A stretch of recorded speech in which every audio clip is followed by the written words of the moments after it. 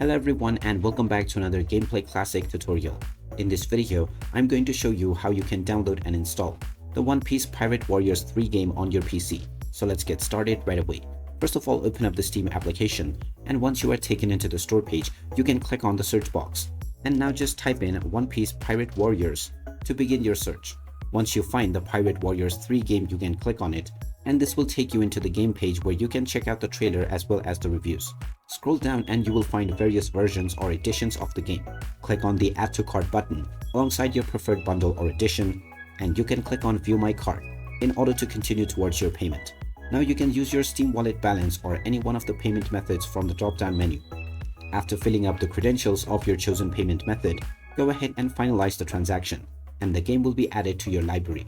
You can then complete the installation of the game in just a few clicks. Once that is done, you can start enjoying the One Piece Pirate Warriors 3 game on your PC. So there you have it. That is how easy it is to download and install the One Piece Pirate Warriors 3 game on your device. If you find this video helpful, don't forget to hit that like button and subscribe to our channel for more useful tips and tutorials. Thanks for watching, and I will see you again in the next video.